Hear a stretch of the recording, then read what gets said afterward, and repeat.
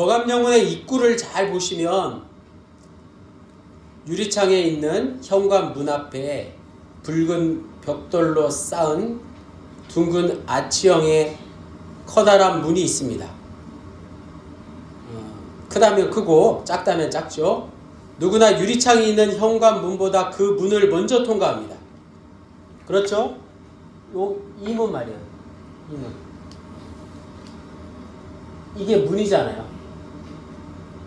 예쁘게 이렇게 벽돌로 만든 문이 있어요.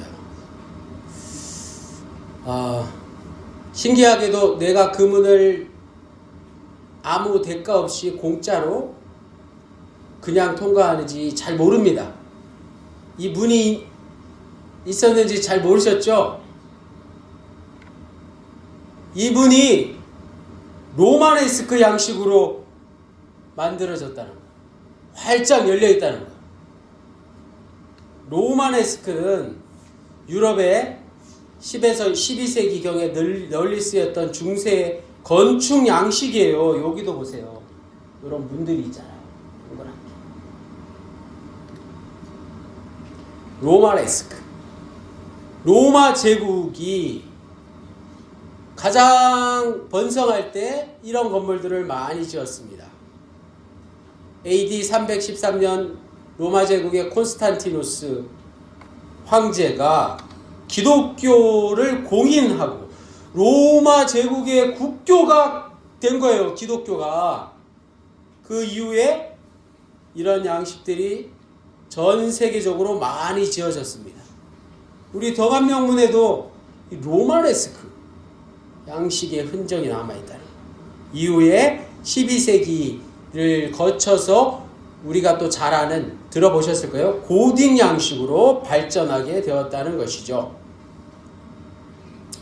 자, 오늘 말씀의 제목이 바로 이 구원의 하나님, 구원의 문이라는 것입니다.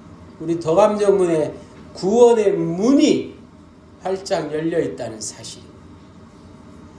이사야 35장 3절에서 4절에 너희는 약한 손을 강하게 하며 떨리는 무릎을 굳게 하며 겁내는 자들에게 이르기를 굳세어라. 두려워하지 말라. 보라 너희 하나님이 오사 보복하시며 갚아주시리니 하나님이 오사 너희를 구하시리라. 구원하시리라. 이렇게 놀라운 말씀이 있습니다.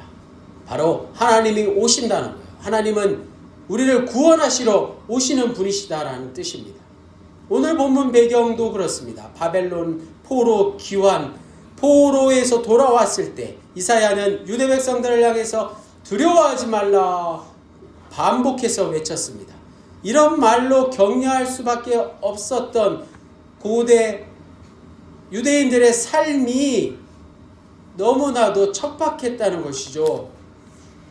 그러나 그런 두려움은 고대인들 뿐만 아니라 현대를 사는 우리 모두의 인간의 운명이기도 합니다.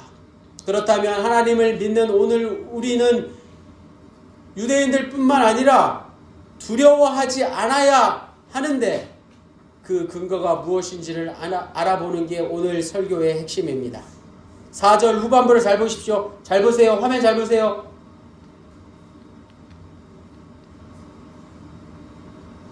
보라 너희 하나님이 오사 보복하시며 갚아주실 것이라. 하나님이 오사 너희를 구하시리라. 하나님이 오신다라는 게 핵심입니다. 오늘 우리가 두려워하지 말아야 할 이유가 무엇이라고요? 하나님이 오신다는 사실 때문에 그렇습니다.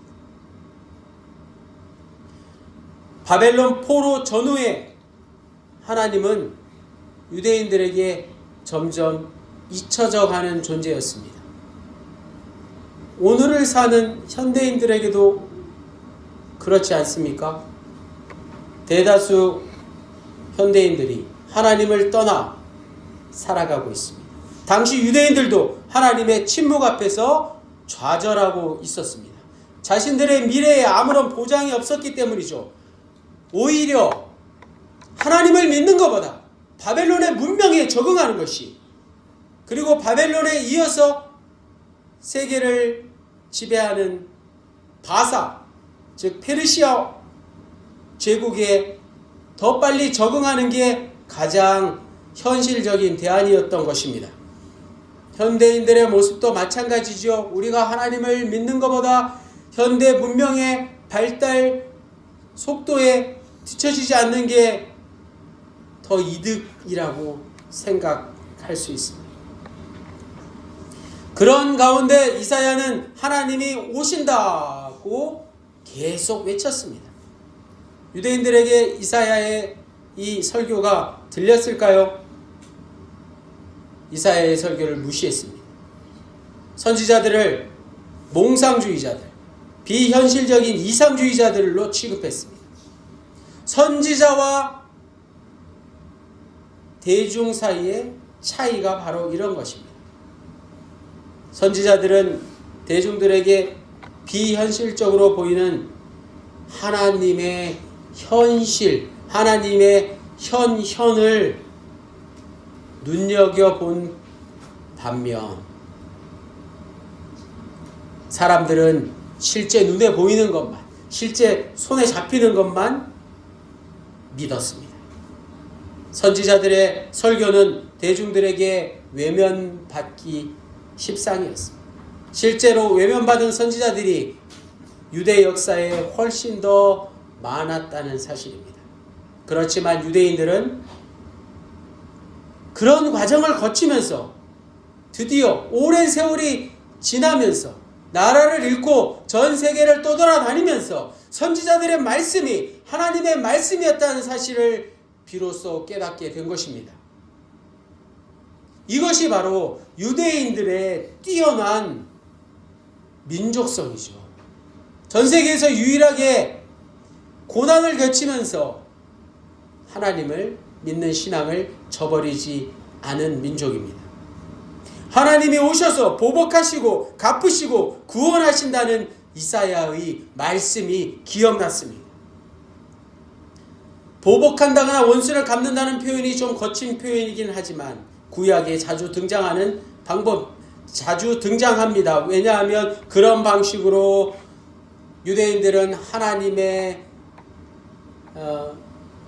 역사를 경험했기 때문입니다. 표현이 거칠지 몰라도 선지자들이 전하려고 했던 핵심은 단순히 원수를 갚아주는 것이라기보다 훨씬 더 근본적인, 훨씬 더 근원적인 새로운 세상에 대한 희망이자 염원이자 절규였던 것이죠. 오늘 본문 이사야 35장 5절에서 9절까지가 이사야 선지자의 희망이자 염원이자 절규의 최고 절정입니다.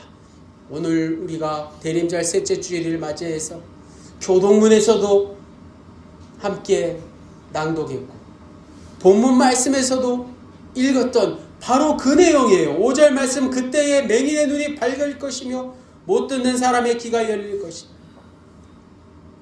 6절에 그때에 저는 자는 사슴같이 뛸 것이며 말 못하는 자의 혀는 노래하리니 이는 광야에서 물이 솟겠고 사막에서 시내가 흐를 것입니다.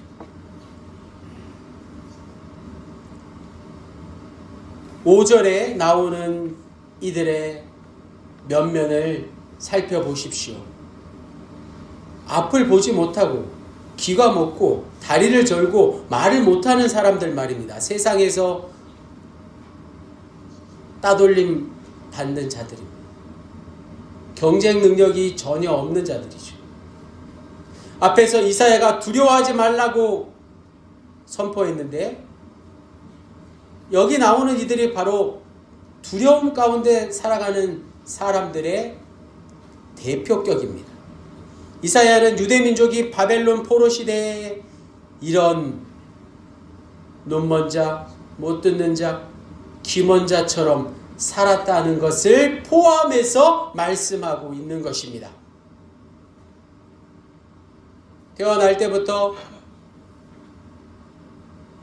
이런 장애를 입은 것보다 더 끔찍한 것은 몸은 정상인데 눈이 있어도 보지 못하고 귀가 있어도 듣지 못하고 입이 있어도 말하지 못하는 자들 아니겠습니까?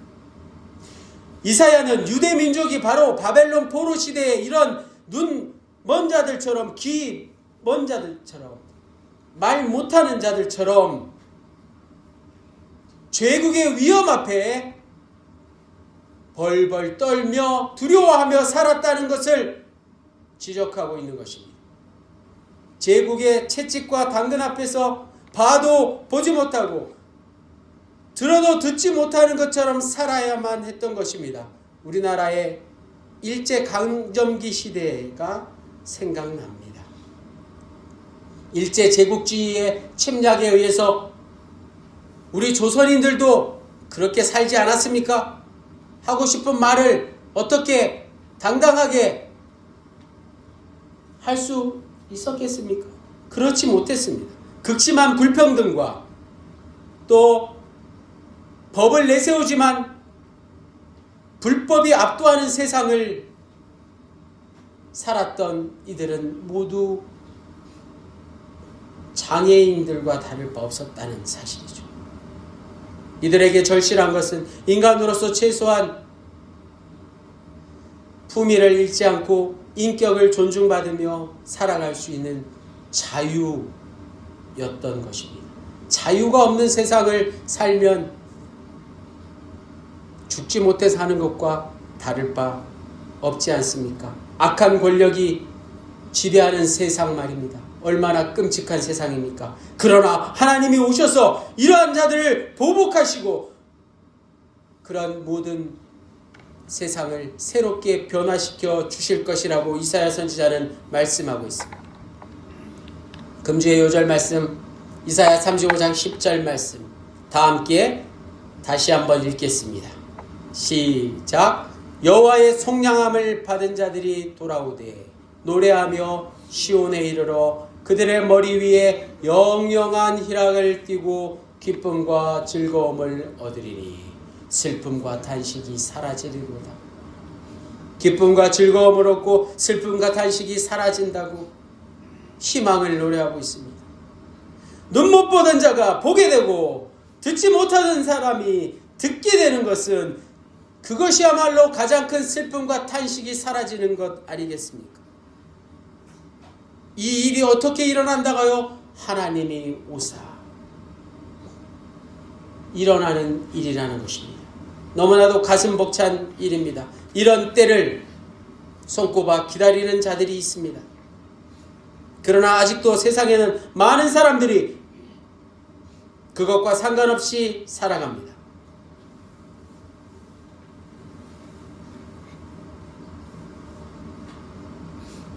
사람이 최소한 사람답게 살아갈 수 있는 제도를 만들어가는 일에 우리는 최선을 다해야 합니다. 우리나라의 민주주의도 지금까지 그렇게 발전해 왔습니다. 우리 믿는 자들은 하나님을 믿는 자로서 보지 못하는 자의 눈이 밝아지고 듣지 못하는 자의 귀가 열린다는 이사야의 외침을 더 가슴 떨리는 심정으로 받아들여야 할 것입니다. 그러한 세상,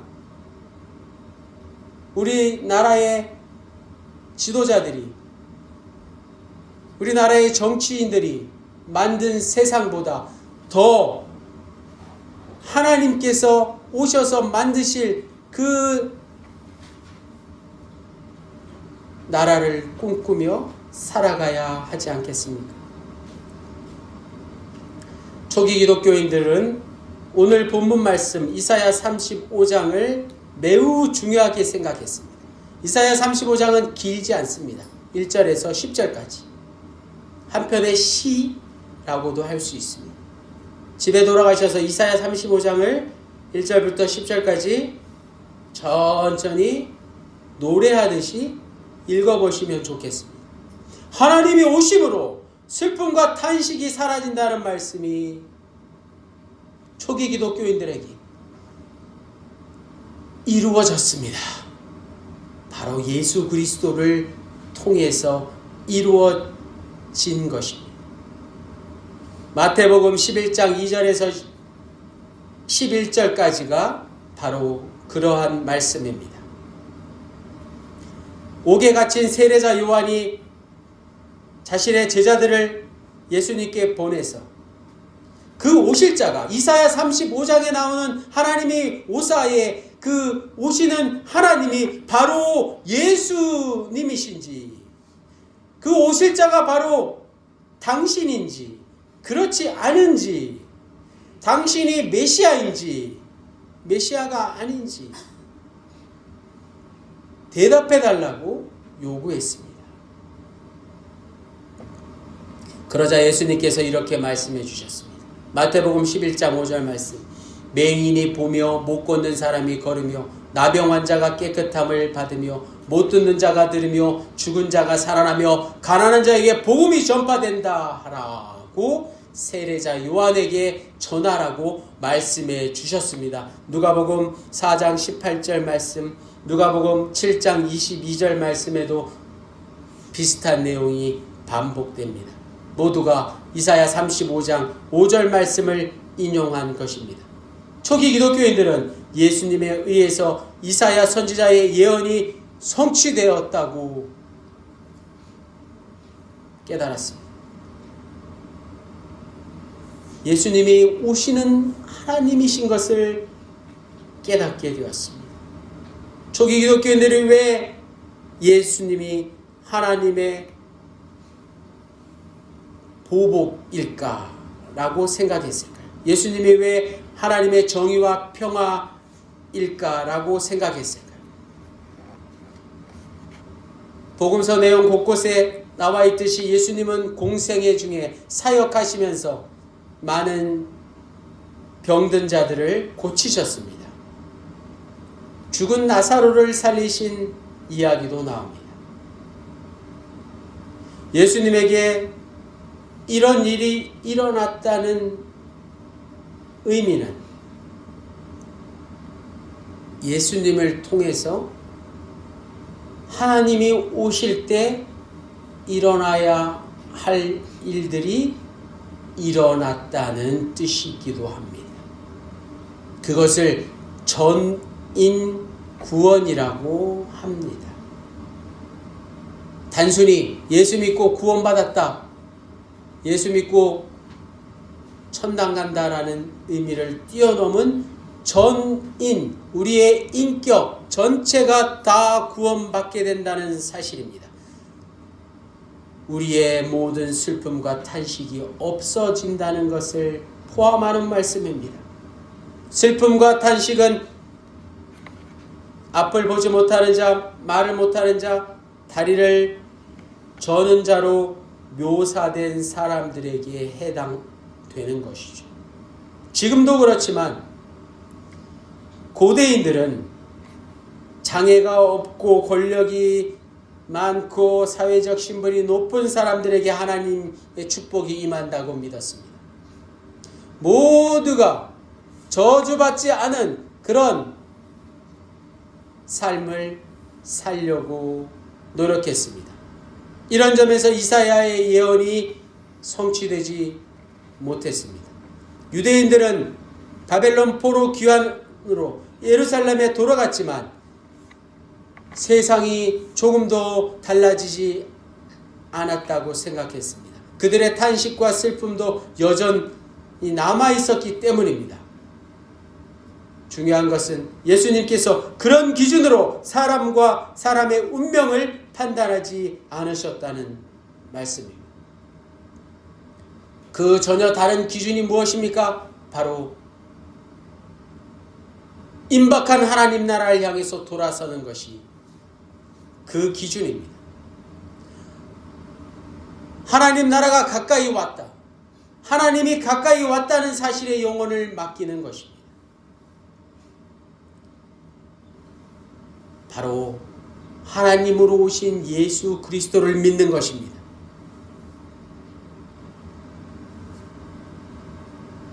그런 사람은 부자가 아니어도 괜찮습니다. 쇠리와 죄인이라도 상관이 없습니다. 사도 바울은 예수님의 말씀을 근거로 해서 더 이상 율법을 잘 지켜서 율법을 완벽하게 수행해서 구원받는 것이 아니라 하나님으로 오신 예수 그리스도를 믿음으로 의로워진다는 사실을 전했습니다. 이제 예수를 믿는 것이 하나님이 오신다는 사실에, 그가 보복하시고 구원하신다는 사실에 일치하는 삶의 태도가 되었습니다. 즉 예수 그리스도가 하나님으로 오신 사건은 우리가 지금까지 살아온 삶과는 완전히 다른 삶의 태도를 요구하는 것입니다.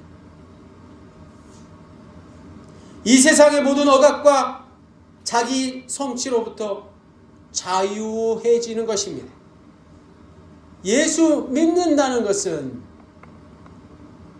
세상의 모든 것들로 또 자기 자신의 모든 이기심으로부터 자유함을 누리는 것, 해방되는 것이라는 뜻입니다.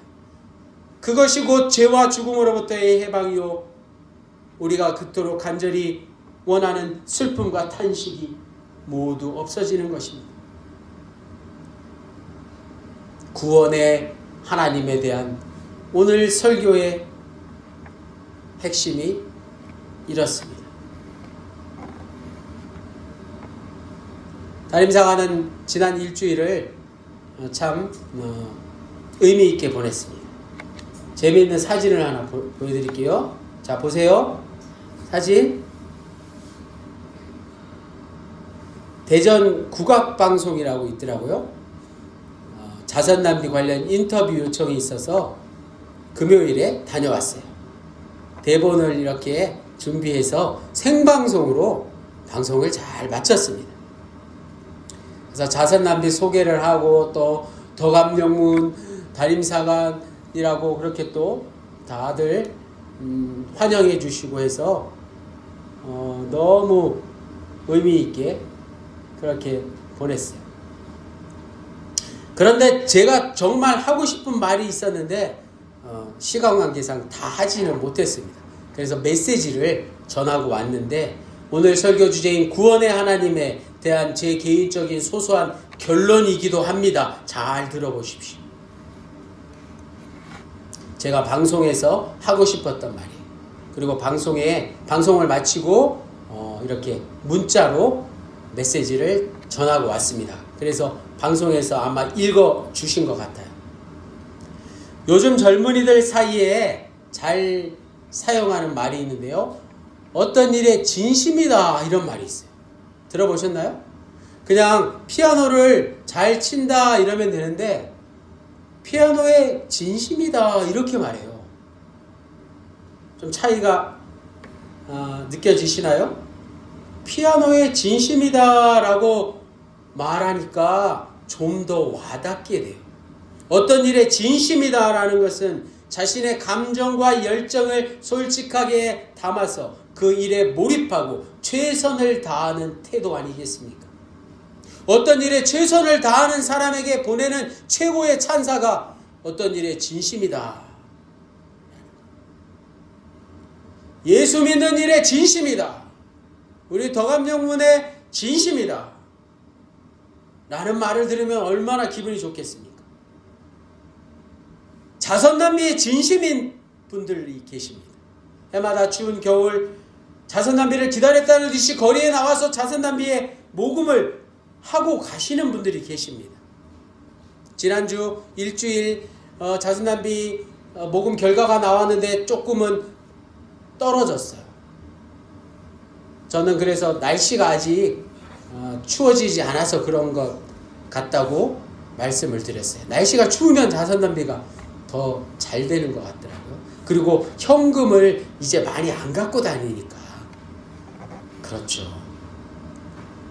지난주 대전역 서광장에 5만원권 100장 얼마죠?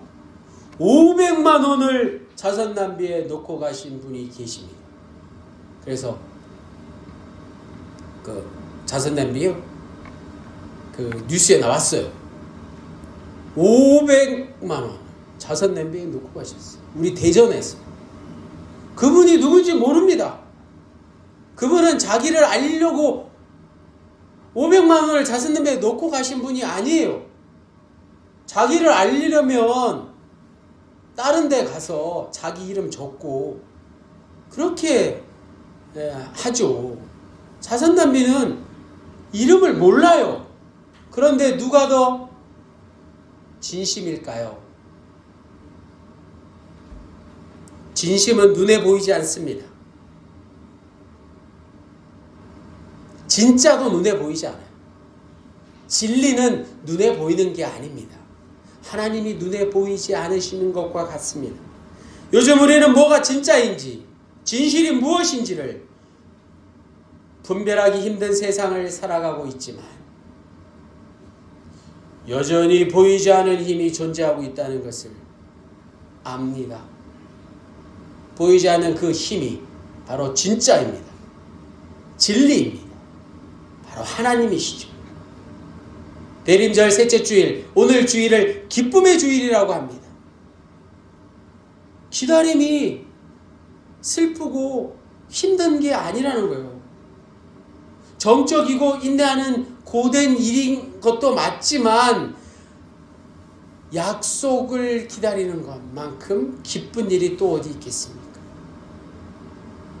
하나님과의 언약 안에서 오실 하나님을 기다리는 설렘과 기쁨을 잃지 않아야 된다는 것이죠. 생각해보니 기다림보다 더 큰 기쁨이 없습니다. 영찬이 영일이가 주말을 얼마나 기다리는지 몰라요. 게임 많이 하려고, 집에서 놀려고. 저도 어렸을 때 시험 보다가 그 시험 보는 게 얼마나 힘든 일입니까? 그런데 시험 끝나고 친구들과 놀 생각하니까 얼마나 기쁜지 몰라요. 지금도 사실 그래요. 내가 아무리 힘든 일을 겪고 있어도 그 일이 다 지나고 나면 즐거운 일이 있을 것이라고 생각하니까 그보다 더 큰 기쁨이 없는 것입니다. 기다림은 고된 것 아니라 가장 기쁜 일입니다. 사랑하는 더감영문의 군우님들, 하나님이 예수 그리스도를 통해서 저와 여러분 모두에게 구원의 문을 활짝 열어주셨습니다. 세상 사람들은 지옥의 문에 앞에서 아웅다웅 살아가지만, 물론 우리도 그 속에서 함께 부대끼며 살아가지만 우리에게는 구원의 하나님이 계신다는 사실을 잊지 마십시오. 구원의 하나님은 지옥의 문이 아니라 천국의 문을 우리에게 활짝 열어주셨습니다. 더감명문의 로마네스크 아치형 문을 기억하십시오. 그 누구든지 아무런 대가 없이 거저 그 문을 통과할 수 있습니다. 구원의 하나님을 진심으로 확신하며 우리에게 주어진 남은 생을 살아가시기를, 하루하루를 진심으로 살아가시기를 주님의 이름으로 간절히 축원합니다. 기도드리시겠습니다. 주님, 우리에게 구원을 허락하시니 감사합니다. 광야에 물이 솟게 하시고 메마른 땅에 꽃이 피게 하시는 전능하신 하나님, 칠흑 같은 어둠 속에서 주님 오실 날을 기다리는 우리의 무릎을 굳세게 하시고 우리의 눈이 열려서 낮은 곳에 임하시는 주님을 알아보게 하시고 우리의 모든 슬픔과 탄식을 넘어 거룩한 길을 주님과 함께 기쁨으로 걸어갈 수 있게 축복해 주십시오. 구원의 주 예수 그리스도의 이름으로 기도드립니다.